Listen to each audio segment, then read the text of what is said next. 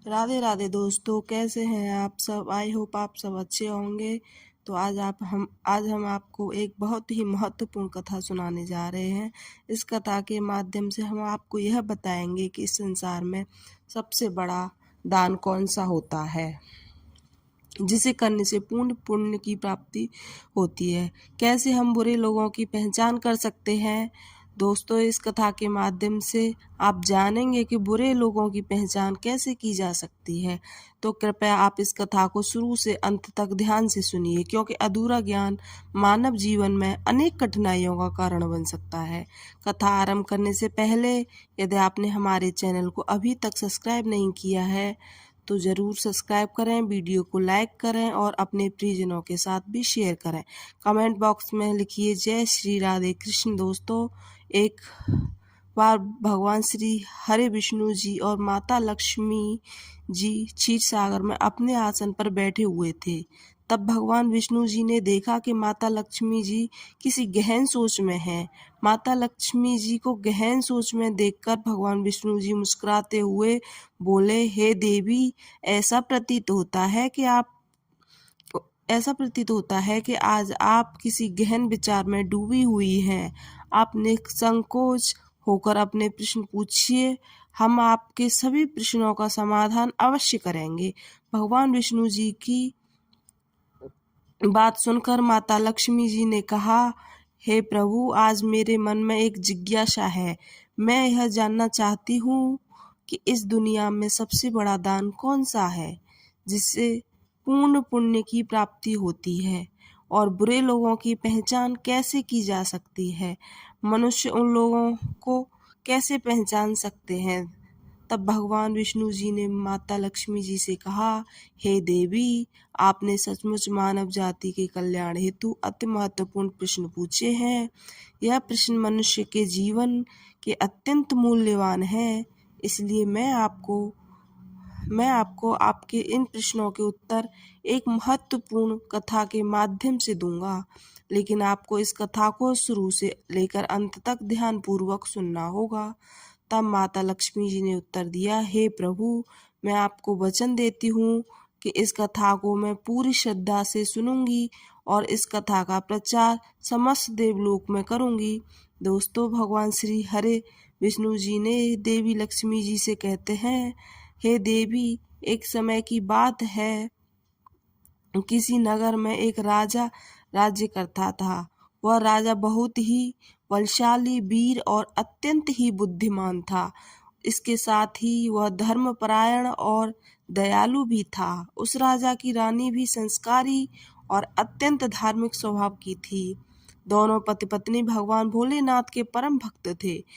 वे दोनों प्रतिदिन शिव जी के मंदिर में जाकर उनकी पूजा अर्चना किया करते थे।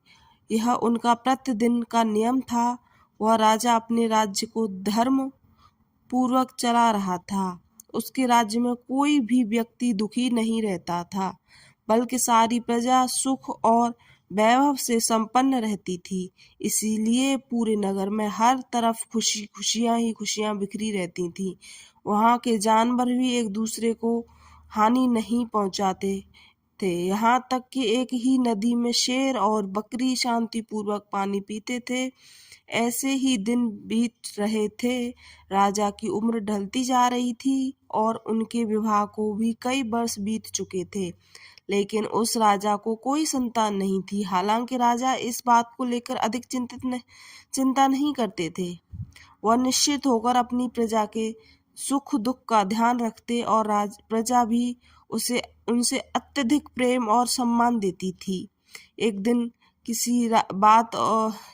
की बात है, वह राजा हर रोज की तरह अपनी पत्नी के साथ भगवान विष्णु जी के मंदिर की ओर जा रहे थे। तभी अचानक उसने देखा कि सामने वाले घर में एक स्त्री झाड़ू लगा रही है, और राजा और रानी जब उस स्त्री के घर के पास से गुजरे तो वह स्त्री उन्हें देखते ही अपना चेहरा फेर कर तेजी से घर के अंदर चली गई। उस स्त्री का ऐसा व्यवहार देखकर राजा और रानी को बिल्कुल भी अच्छा नहीं लगा। राजा उस समय अपनी पत्नी के साथ भगवान भोलेनाथ की पूजा करने के लिए मंदिर जा रहे थे, इसीलिए उसने उस स्त्री से कुछ नहीं कहा और सीधे मंदिर पहुंचकर भगवान शिव जी की पूजा अर्चना की। पूजा के बाद राजा अपनी रानी के साथ वापस महल लौट आया, लेकिन वो महल पहुंचने के बाद राजा ने अपने एक सैनिक को बुलाया और उसे आदेश दिया कि तुम जाओ और नगर के बाहरी क्षेत्रों में रहने वाली उस स्त्री को अपने साथ ले आओ। ध्यान रखना, तुम उसे कुछ भी मत बताना कि क्यों बुलाया गया है, बस उसे तुम हमारे पास ले आओ। भगवान विष्णु जी कथा सुनाते हुए आगे कहते हैं, हे देवी, राजा का आदेश पाते ही वह सैनिक तुरंत ही महिला के घर पहुंचता है। उस समय महिला का पति भी घर पर नहीं था। फिर वह सैनिक उस स्त्री के घर के दरवाजे को खटखटाने लगता है और कुछ देर बाद वह महिला अपने घर का दरवाजा खोलती है। सामने राजा का सैनिक खड़ा देखकर वह महिला हैरान होती है और पूछती है, क्या हुआ, आप मेरे घर पर क्यों आए हैं? उस महिला की बात सुनकर राजा का वह सैनिक उसे कहता है, चलो मेरे साथ, महाराज ने तुम्हें राजमहल में बुलाया है, उन्हें आपसे कुछ बात पूछनी है।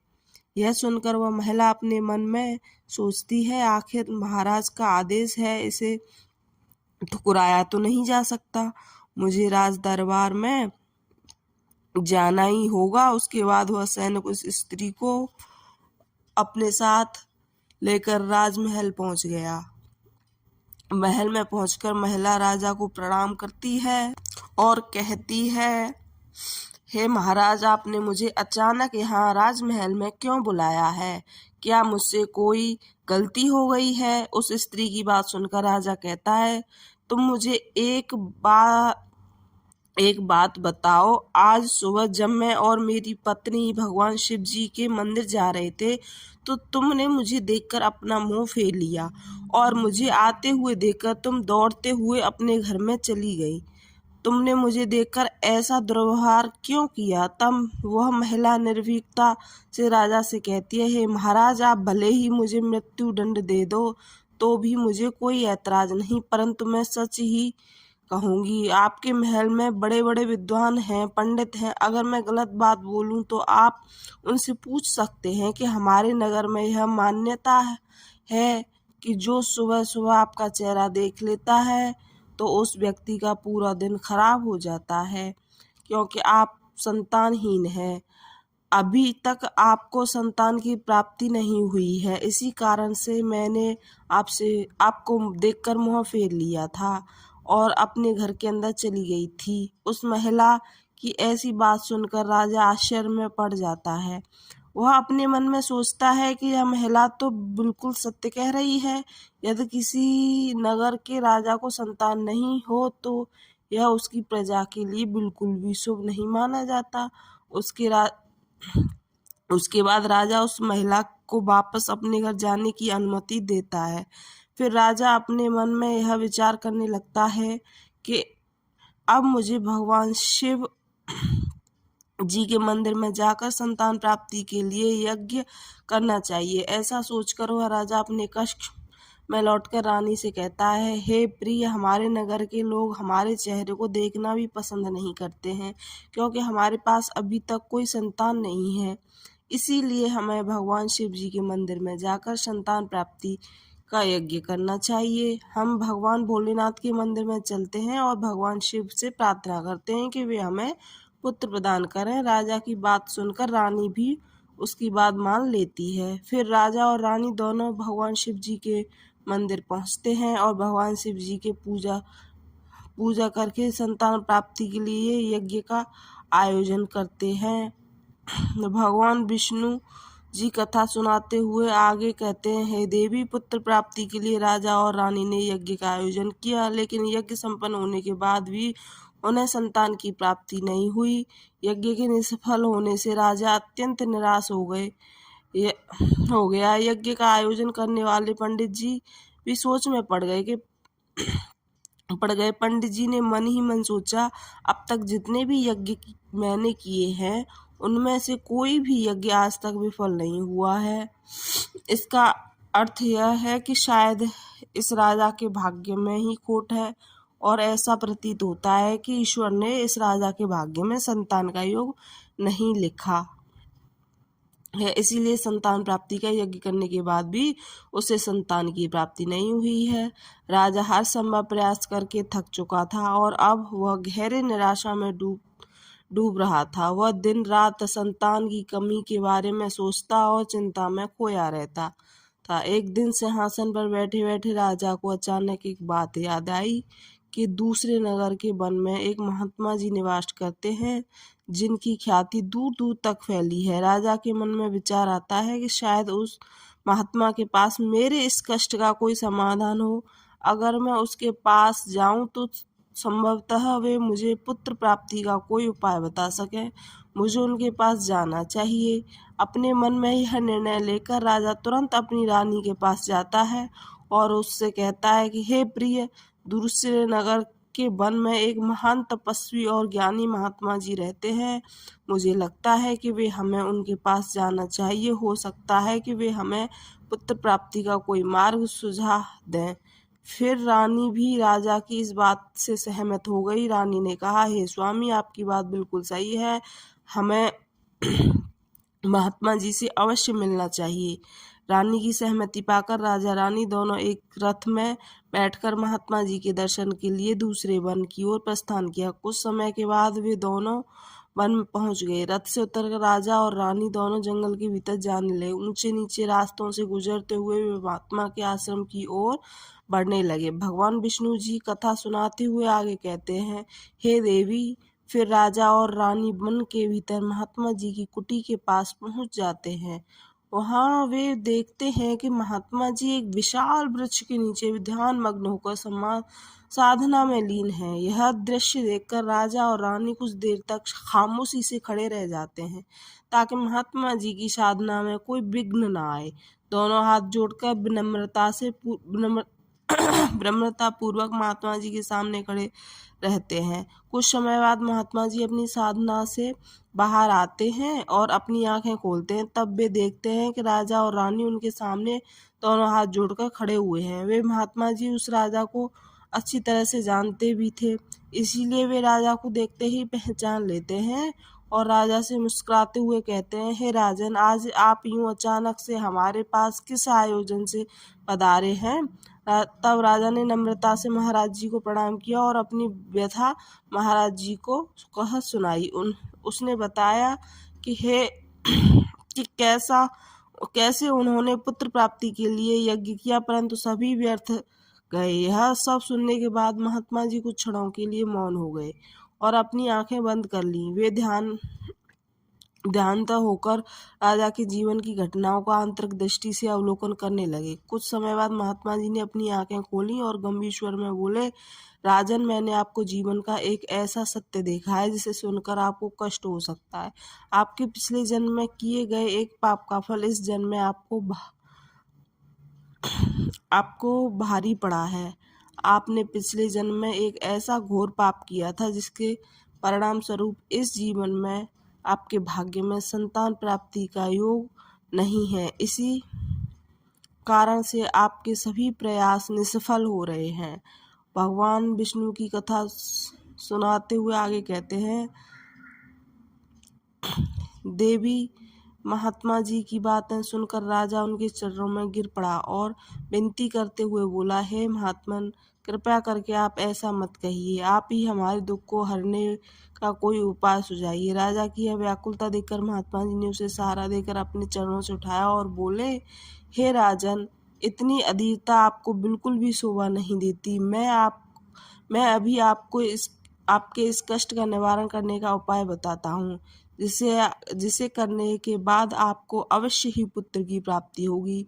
इतना कहकर वे महात्मा जी अपनी कुटिया के भीतर चले जाते हैं और थोड़ी देर के बाद हाथ में एक कटोरी में खीर लेकर बाहर आ जाते हैं। उन्होंने वह खीर राजा को देते हुए कहा, राजन, महल पहुंचकर आप और रानी साहिबा दोनों ही स्नानादि के बाद इस खीर को प्रसाद के रूप में ग्रहण करें। ऐसा करने से आपको निश्चित ही पुत्र की प्राप्ति होगी। परंतु राजन, आप मेरी एक बात याद रखना, इस पुत्र की आयु मात्र 20 वर्ष की होगी। जिस दिन आपके पुत्र की आयु 20 वर्ष की होगी उसी दिन उसकी मृत्यु हो जाएगी।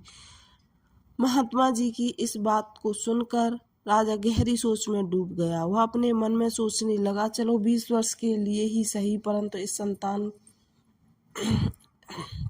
संतानहीनता का कलंक तो मिट जाएगा, हमें संतान का सुख तो मिलेगा। राजा ने मन ही मन इस बात को स्वीकार कर लिया और महात्मा जी से निवेदन किया, हे महात्मन, आपका आशीर्वाद और मार्गदर्शन स्वीकार है, कृपया करके हमें यह अवसर दें। महात्मा जी ने मुस्कुराते हुए राजा को आशीर्वाद दिया और राजा और रानी ने महात्मा जी को प्रणाम किया, उनकी चरण वंदना की और विनम्रता पूर्वक आभार व्यक्त किया। इसके बाद राजा और रानी अपने रथ में बैठकर महाराज जी की महल की ओर लौट चले। इसके बाद महल पहुंचकर राजा और रानी आदि स्नान कर भगवान भोलेनाथ जी का प्रसाद मानते हुए श्रद्धा से उस खीर को ग्रहण करते हैं। उसके कुछ ही दिनों बाद रानी गर्भवती हो जाती है, जिससे रानी बहुत ही प्रसन्न हो जाती है। जब राजा ने यह शुभ समाचार सुना तो वह भी खुशी से झूम उठे। संतान प्राप्ति का यह सुखद समाचार सुनने के बाद राजा ने महात्मा जी के प्रति अपनी कृतज्ञता प्रकट करने का निश्चय किया। राजा अपने रथ में ढेर सारे फूल, वस्त्र और अन्य भेंट सामग्रियां रखकर वन में महात्मा जी के कुटिया की ओर चल पड़ा। कुटिया के निकट पहुंचकर राजा ने अपने रथ को रोक दिया और विनम्र भाव से नीचे उतरकर महात्मा जी के पास पहुंचा। महात्मा जी ध्यान मग्न बैठे थे। राजा ने उनके पास जाकर सभी वस्त्र व फूल उन्हें समर्पित किए और गहरे आदर के साथ प्रणाम करते हुए कहा, हे महात्मन, आपकी ही कृपा से हमें संतान प्राप्ति का सुख प्राप्त होने जा रहा है, इसलिए आप मेरी यह तुच्छ सी भेंट कृपा कर स्वीकार करें। महात्मा जी राजा की विनम्रता और कृतज्ञता से अत्यंत प्रसन्न हुए। उन्होंने राजा की भेंट को स्वीकार कर उसे आशीर्वाद दिया और कहा, राजन, तुम्हारी भक्ति और संकल्प ने ही तुम्हारे जीवन में फलवर्ष वह अनमोल है। जाओ, तुम्हारी संतान गुणवान है और धर्मनिष्ठ हो। उसके बाद राजा ने महात्मा जी का आशीर्वाद पाकर उनसे विदा ली और अपने रथ में बैठकर वापस अपने महल की ओर प्रस्थान करते हैं। महल लौटकर राजा बहुत ही खुशियां मनाता है। भगवान विष्णु जी कथा सुनाते हुए आगे कहते हैं, हे देवी, ऐसे ही दिन रहे थे। आखिर वह शुभ दिन आया जब राजा के यहाँ एक पुत्र का जन्म हुआ। पुत्र के जन्म से महल में खुशियों की बहार बहने लगी। राजा ने पुत्र प्राप्ति की खुशी में पूरे नगर में उत्सव का आयोजन किया। महल को फूलों और रंग बिरंगी फूलों से सजा दिया। अपने पिता के ही गुणों का प्रतीक बनते हुए वह बड़ा होने लगा। वह अपने पिता की तरह ही धर्मनिष्ठ, आत्मानुभूति और शौर्य और भक्ति के गुण प्रकट होने लगे, जिससे राजा का हृदय गर्व से भर उठा। शौर्यवीर के गुणों और आचरण को देखकर सभी आश्वस्त थे कि वह एक दिन अपने पिता की तरह महान राजा बनेगा। जैसे जैसे समय बीतता, राजा का हृदय गर्व और खुशी से भर गया। संतान सुख की प्राप्ति ने उसकी सभी चिंताओं को मानो हर लिया था। वह अपने पुत्र में संपूर्ण संसार का आनंद खोजने लगा। वह राजा पुत्र के प्रति अपने स्नेह में इतना डूब गया कि वह यह महत्वपूर्ण बात भी भूल बैठा कि उसके पुत्र की आयु मात्र 20 वर्ष तक की है। भगवान विष्णु जी कथा सुनाते हुए आगे कहते हैं, हे देवी, फिर एक दिन जब उसका राजा को यह बात याद आई कि उसके पुत्र की आयु मात्र 20 वर्ष की है, इसलिए जब राजा के पुत्र शौर्यवीर की आयु 15 वर्ष हो जाती है, तब वह राजा दिन रात पुत्र के भविष्य को लेकर व्याकुल रहने लगता है। इस बीच एक अन्य नगर में एक महापराक्रमी राजा का राज्य था। उस राजा की एकमात्र पुत्री थी, जो अपनी सुंदरता और दयालुता के लिए प्रसिद्ध थी। वह देखने में ऐसी लगती थी मानो स्वर्ग की अप्सरा स्वयं धरती पर उतर आई हो। वह बहुत ही दानी स्वभाव की थी, क्योंकि उसने अपने माता पिता से धर्म और संस्कारों की शिक्षा ली थी, इसीलिए उसका हृदय करुणा और उदारता से भरा हुआ था। वह प्रतिदिन सुबह उठकर पक्षियों को दाना डालती और अपने द्वार पर आने वाले साधु संतों भिक्षुओं को सदा ही आदर से भोजन कराती थी। कोई भी भूखा उसके द्वार से खाली हाथ न लौटता था। ऐसे ही दिन बीत रहे थे कि उस राजा की पुत्री भी अपने गुणों के साथ बड़ी हो रही थी। एक दिन जब शौर्यवीर के पिता को यह बात का पता चला कि दूसरे नगर में एक धीरवर और पराक्रमी राजा राज्य करता है, जिसकी पुत्री गुणों की खान है, साथ ही वह अत्यंत सुंदर भी है, तो राजा ने अपने मन में सोचा कि ऐसी धर्मात्मा और तेजस्वी कन्या के साथ अपने पुत्र शौर्यवीर का विवाह करना उचित रहेगा। मुझे इसी प्रकार की कन्या की तलाश थी जिसके साथ मैं अपने पुत्र का विवाह कर सकूं और हमारी वंश परंपरा को बनाए रख सकूं।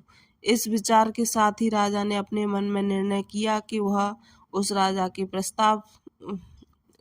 के यहाँ प्रस्ताव रखेगा, जिससे वह अपने पुत्र शौर्यवीर का विवाह उस सुंदर धार्मिक कन्या के साथ कर सके। भगवान विष्णु जी माता लक्ष्मी जी से कहते हैं, हे देवी। फिर शौर्यवीर के पिता ने अपने पुत्र के विवाह का प्रस्ताव संदेशवाहक के माध्यम से दूसरे नगर के राजा तक पहुंचाया।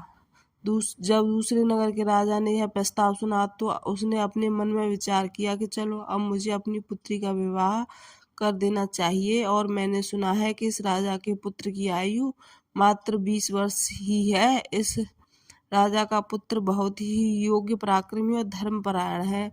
भले ही उसकी आयु का भविष्य अनिश्चित हो, इसीलिए अगर उसके यहाँ कोई पुत्र पैदा हो गया तो उसका वंश आगे बढ़ता रहेगा, जिससे पुत्री भी अपनी संतान के साथ सुखी रहेगी।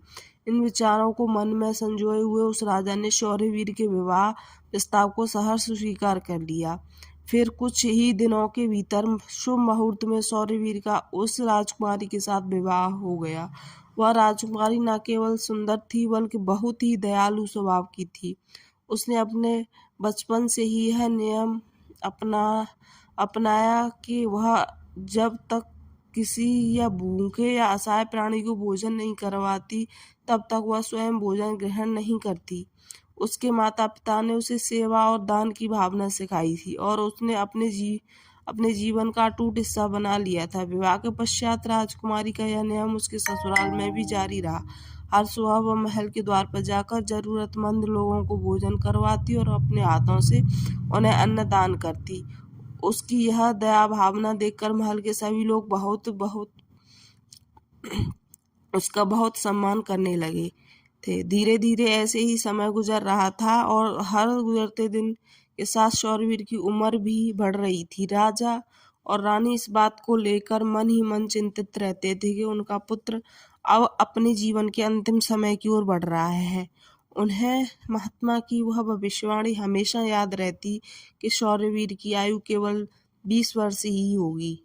इस दुखद सत्य को केवल राजा और रानी ही जानते थे। उन्होंने यह बात किसी और को नहीं बताई थी ताकि महल में कोई चिंता का माहौल ना बने।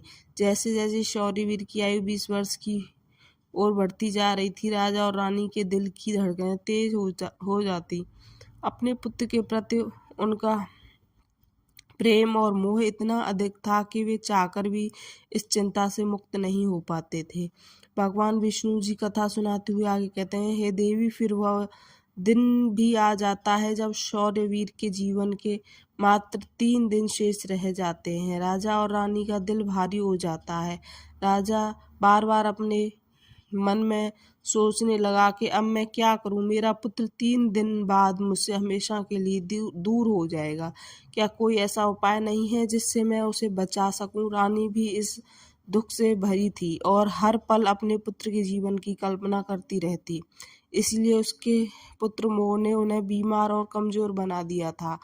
दोनों इतने दुखी थे कि अब उन्होंने भोजन करना भी छोड़ दिया था, परंतु अपनी पीड़ा को उन्होंने किसी के सामने प्रकट नहीं किया। वे नहीं चाहते थे कि महल के लोग उनके पुत्र की मृत्यु की बात सुनकर दुखी हों और चिंता में पड़ जाएं। फिर वह आखिरी दिन भी पहुंचा जिस दिन शौर्यवीर की आयु पूरी होनी थी, उसकी मृत्यु होनी थी। फिर उस दिन जैसे ही सुबह हुई, राजा और रानी अपनी चिंता और दुख से व्याकुल होकर भगवान भोलेनाथ की मंदिर में बैठकर उनकी पूजा अर्चना में लग गए। वे दोनों भगवान भोलेनाथ से प्रार्थना करते हुए कहने लगे, हे प्रभु, आप कृपा करके हमें पुत्र की मृत्यु होने के दुख को सहन करने की शक्ति दीजिए। हम जानते हैं कि जो भी किसी के भाग्य में लिखा होता है उसे कोई बदल नहीं सकता, वह होकर ही रहता है, परंतु हमारे लिए यह समय बहुत ही कठिन है। उधर राजकुमार शौर्यवीर की पत्नी अपने दैनिक धर्म कर्म के कामों में लगी हुई थी। हर दिन की तरह वह भूखे गरीबों निर्धन को भोजन करा रही थी, पक्षियों को दाना डाल रही थी और जरूरतमंदों की सहायता में लगी थी। उसने अपने पति की आयु के बारे में कुछ भी पता नहीं था, इसलिए वह निश्चित होकर अपने कार्यों में मग्न थी। इसी बीच यमलोक धर्मराज जी ने देखा कि आज राजकुमार शौर्यवीर की मृत्यु का दिन है, तो उन्होंने तुरंत ही अपने 2 प्रमुख दूतों को बुलाया और उन्हें आदेश दिया, जाओ और अब से कुछ समय बाद राजकुमार शौर्यवीर के प्राण उसके शरीर से निकालकर अपने साथ यमलोक ले आओ, परंतु ध्यान रहे कि उसकी मृत्यु एक विशेष कारण से होनी है। उसकी मृत्यु एक सांड द्वारा उसे पीछे से ठोकर मारने से ही होगी। जब वह सांड राजकुमार शौर्यवीर को पीछे से ठोकर मारेगा, तभी उसके प्राण हमारे पास आ सकेंगे। इससे इसके लिए तुम दोनों एक सांड के पास जाकर उसे राजकुमार शौर्यवीर के मृत्यु के लिए प्रेरित करो। धर्मराज के आदेशानुसार वे दोनों दूत यमलोक से धरती पर जाने के लिए तत्पर हो गए। भगवान विष्णु जी माता लक्ष्मी जी से कहते हैं, हे देवी, वे दोनों यमदूत राजकुमार शौर्यवीर के प्राण लेने के लिए आकाश मार्ग से होते हुए पृथ्वीलोक पहुंच जाते हैं। दूसरी ओर धर्मराज की माया के प्रभाव से एक सांड ने अपने मन में सोचा कि आज मुझे राजमहल के सुंदर बगीचे में प्रवेश करना चाहिए और वहां घूमना चाहिए। मुझे देखना चाहिए कि राजमहल का बगीचा कैसा है। फिर बिना किसी रुकावट के वह सांड धीरे धीरे चलते हुए महल के बीचों बगीचे में जा पहुंचा। संयोग से यह वही बगीचा था जहां राजकुमार शौर्यवीर प्रतिदिन टहलने के लिए आते थे। धर्मराज की माया से प्रेरित वह सांड जैसे ही बगीचे में प्रवेश करता है तो वहां जाकर वह घास चरने और इधर उधर घूमने लगता है। उसी समय धर्मराज जी के 2 दूत राजमहल के बगीचे के द्वार के पास खड़े हो गए। वे दोनों बगीचे के भीतर की गतिविधियों पर नजर बनाए रखते हैं। कुछ समय बाद राजकुमार शौर्यवीर उस बगीचे में टहलने के लिए आता है। राजकुमार शौर्यवीर को सांड के वहां होने का एहसास नहीं था और वह अपने विचारों में खोए हुए बगीचे में टहलने लगता है। तब वे दोनों यमदूत अपने मन में सोचते हैं, अब बस थोड़ी ही देर में राजकुमार शौर्यवीर की आयु समाप्त होने का समय निकट आ जाएगा। हमें इंतजार है उस पल का जब यह सांड राजकुमार को ठोकर मारेगा, तब हम उसके प्राण लेकर यमलोक लौट जाएंगे। जब वे दोनों दूत यह विचार कर रहे थे कि तभी क्या होता है कि एक अन्य नगर में एक निर्धन ब्राह्मण रहता था। उस ब्राह्मण की एक पुत्री थी जिसका समय रहते उसने विवाह कर दिया था, लेकिन दुर्भाग्य से उसकी बेटी का पति एक दुष्ट प्रवृत्ति का व्यक्ति था, जो बहुत ही मंद्रापान करता था, जुआ खेलता था और पराई स्त्रियों के साथ संबंध बनाता था। यही नहीं कि वह अपनी पत्नी को नशे में होकर अक्सर मारता पीटता और उसे घर से निकालना चाहता था। उसकी इस आदत के कारण गरीब ब्राह्मण की बेटी बहुत ही दुखी और पीड़ित रहने लगी थी। लेकिन वह गरीब ब्राह्मण की बेटी अपने पति के साथ कुछ समय तक ही रही। तब एक दिन वह गर्भवती हो जाती है। इसीलिए एक दिन उसने अपने पति की मारपीट से तंग आकर उसे छोड़कर वह अपने पिता के घर अपने मायके में आ जाती है। वह आंसू से भरी आंखों के साथ अपने पिता से कहती है, हे पिताजी, आज के बाद मैं कभी अपने ससुराल नहीं जाऊंगी।